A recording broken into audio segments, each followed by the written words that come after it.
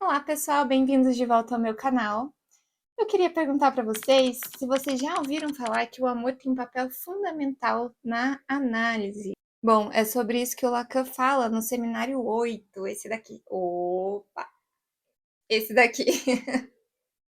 E é também sobre isso que eu gostaria de estudar com vocês hoje. Vamos lá?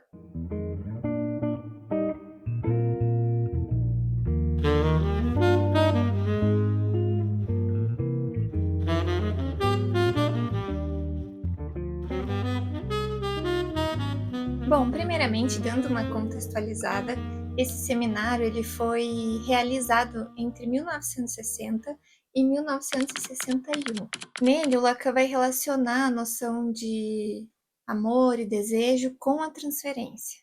Lembrando também que o Lacan é freudiano, né? Então ele não deixa de lado as considerações do Freud sobre a transferência, que tem a ver com a repetição e tudo mais. Ele considera isso na obra dele. E ele vai pontuando qual o lugar do analista nessa relação, né? Na transferência ali desses afetos do passado que são reatualizados ali. Então ele vai trazer para a gente qual a função do analista ali nesse jogo.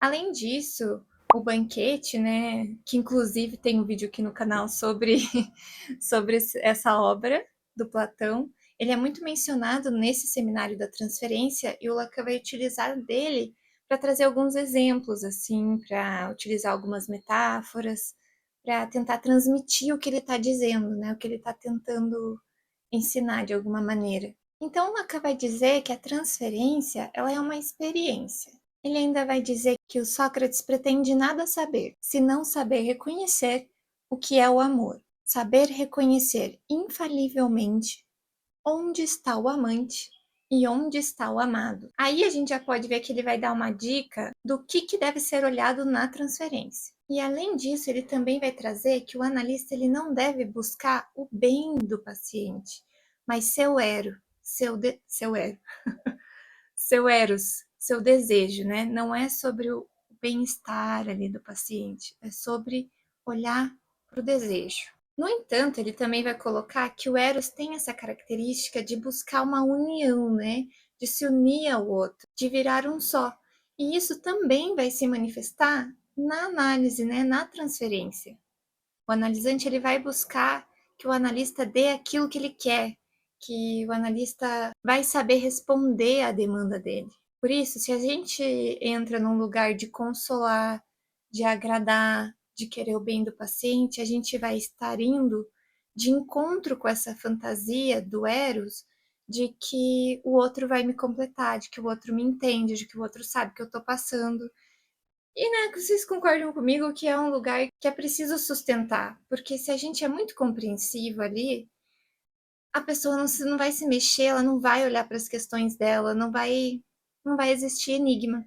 E ele vai dizer bem assim: não estou ali, afinal de contas, para o seu bem, mas para que ele ame. Isso quer dizer que devo ensiná-lo a amar? Certamente parece difícil elidir nessa necessidade, quanto ao que vem a ser amar e ao que vem a ser amor. Há que dizer que essas duas coisas não se confundem. Então, essa é uma citação direta que eu fiz aqui do Lacan. E considerando essa fala dele, ele também diz que o Sócrates ele não coloca o amor no lugar divino, assim. Ele ama, simplesmente é algo que ele faz.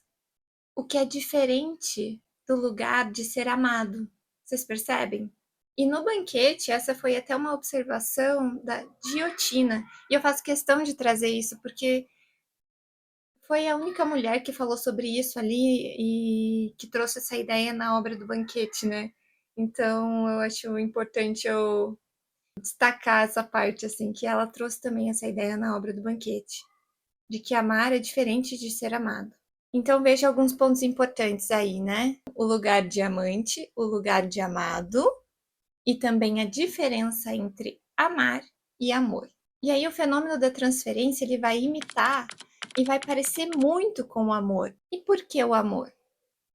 O Lacan vai dizer que o amor é uma das relações mais misteriosas entre os sujeitos. Ele diz que o amor ele se relaciona com a questão que a gente direciona ao outro, né, o grande outro, esse que sabe sobre nós, esse que tem as respostas, que tem os significantes, né. Então uma questão formulada, direcionada a esse outro, quanto ao que ele pode nos dar e de que modo ele pode nos responder. Só que o Lacan vai dizer que o amor vai estar para além dessa demanda, ele não vai estar de fato na própria questão. Vai estar, mas meio escondido ali. Então vai ser nesse jogo na medida em que o outro pode ou não nos responder, que a gente espera que o outro faça o quê? Responda, que o outro nos dê ali algo em troca, né? Que nos dê o que a gente espera dele. E até lendo sobre isso, estudando sobre isso no seminário, me lembrou muito um poema da Ana Sui chamado Tulipa Azul. Eu não sei se vocês conhecem, mas eu vou ler ele aqui para vocês. Então, vamos lá. Arrumando meu cabelo, me preparando para esse momento. Enfim, vamos para o poema. Se eu te pedir pão, você me der pão, e eu reclamar do pão que você me deu, não é que eu não quisesse pão, é que eu queria pão e também amor. Se eu te pedir vinho, você me der vinho, e ainda assim eu reclamar do vinho que você me deu, não é que eu não quisesse o vinho, é que eu queria o vinho e também amor. Se eu te pedir uma tulipa azul e você me der uma tulipa azul, e eu reclamar mesmo assim da tulipa azul que você me deu, não é que eu quisesse uma tulipa de outra cor, é que eu queria uma tulipa azul e também amor. Amor não é coisa que se peça, por isso peço essas outras coisas todas. Mas se você acreditar que quando eu te peço pão, vinho e tulipa azul, eu estou mesmo te pedindo pão, vinho e tulipa azul, então me terás sempre insatisfeita. Ah, que lindo, né, pessoal?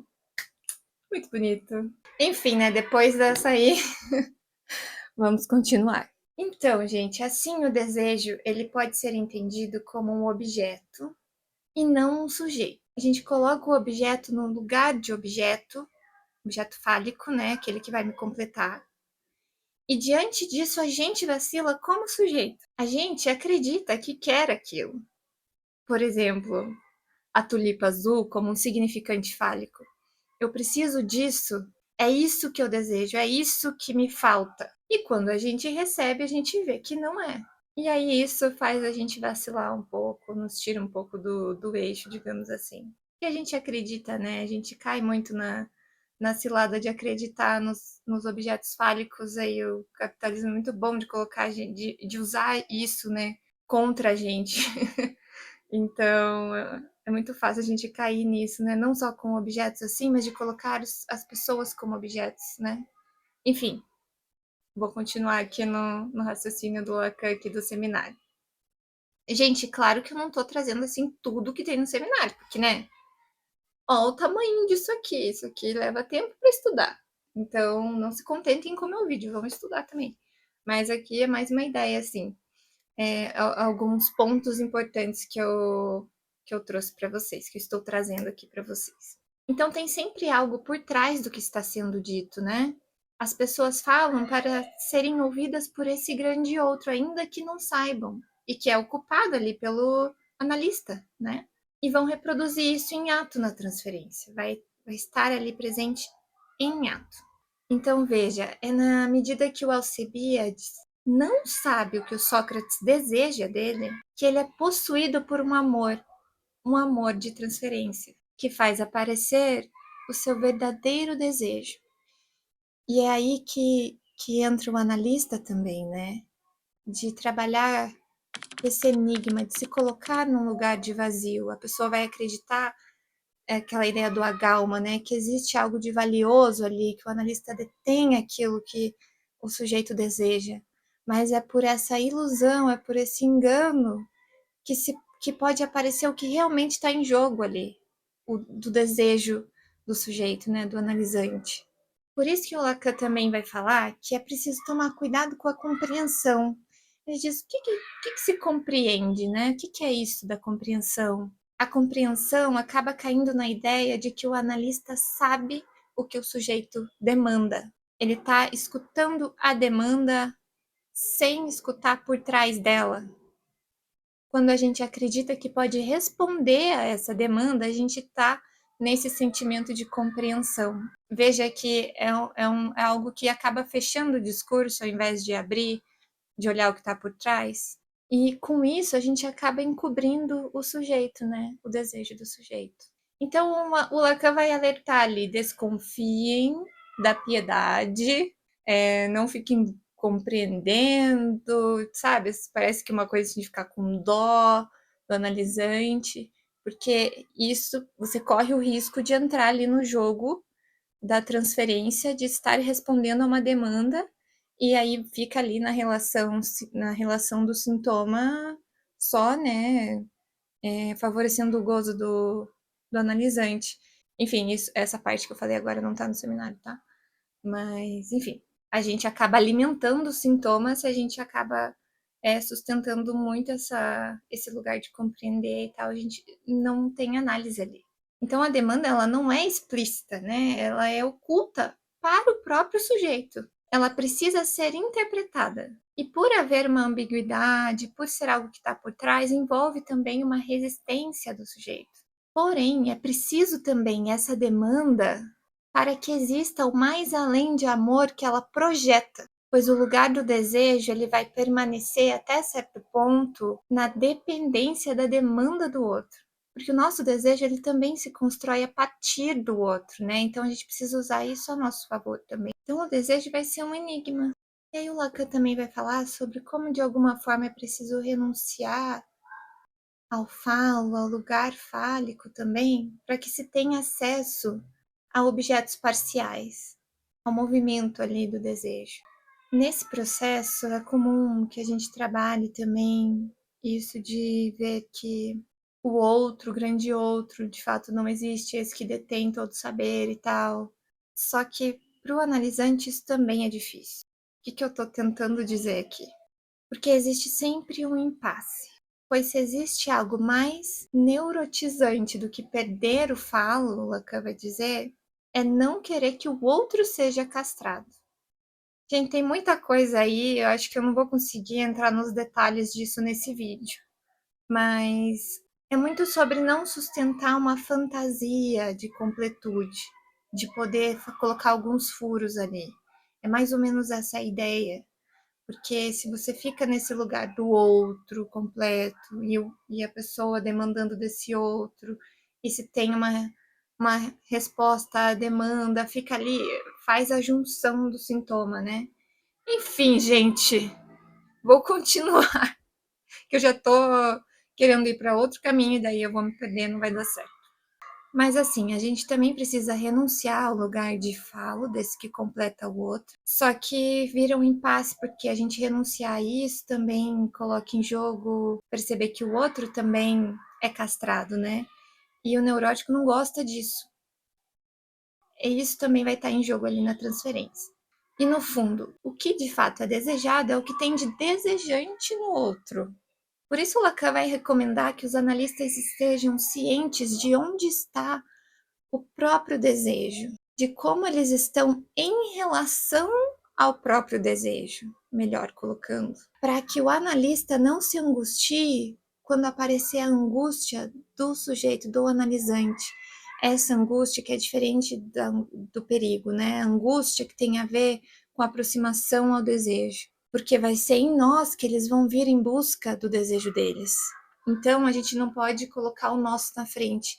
A gente precisa estar em relação com a nossa angústia e com o nosso desejo também. A gente precisa se haver com isso na própria análise, para que a gente não tampone quando aparecer no processo dos analisantes que a gente atende. E a angústia aparece justamente porque o objeto falta. E nessa lógica, o desejo, ele é um remédio para a angústia, o Lacan diz. Só que o objeto sempre vai faltar.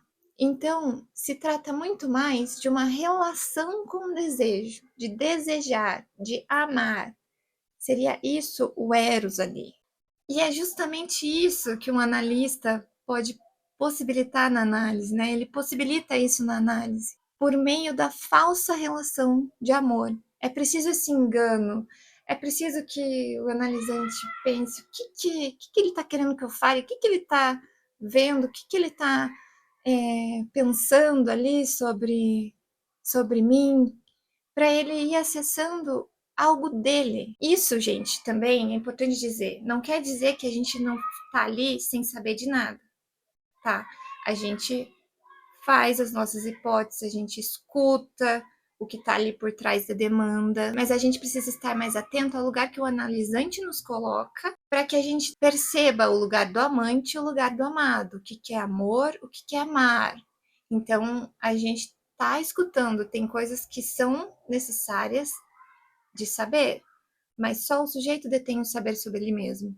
Mas para isso a gente precisa questionar, a gente precisa não compreender, para que a gente possa escutar o sujeito e que, através da nossa escuta, ele também possa falar e se escutar naquele ambiente. Assim, o analista pode possibilitar espaço para que o sujeito apareça e que o desejo dele seja uma possibilidade. Então, o que se transmite ali é o amor pelo saber, o saber amar. Bom, gente, é isso. Essas foram as minhas observações, as minhas percepções sobre o que eu li no seminário do Lacan e espero que tenha ajudado vocês aí. Eu tenho estudado esse tema há algum tempo e espero que vocês gostem do vídeo, gostem do conteúdo, que tenha feito vocês refletirem sobre alguma coisa. Me contem aqui nos comentários, gente, o que vocês pensam, algum conceito que vocês têm curiosidade de saber, quem sabe eu posso fazer algum conteúdo. Enfim, obrigada pela companhia. Se puderem, por favor, se inscrevam no canal, isso me ajuda bastante. Vejo vocês no próximo vídeo. Beijinhos, tchau, tchau. Gente, acabei de perceber que eu não falei uma das frases mais famosas do Lacan que ele menciona nesse seminário, que é: amor é dar o que não se tem para alguém que não o quer. Essa frase é muito enigmática, né? É muito repetida por aí. E eu acho que talvez agora, depois do conteúdo desse vídeo, quem sabe vocês consigam entender um pouco sobre ela. Me contem aqui nos comentários. Beijinhos, tchau, tchau.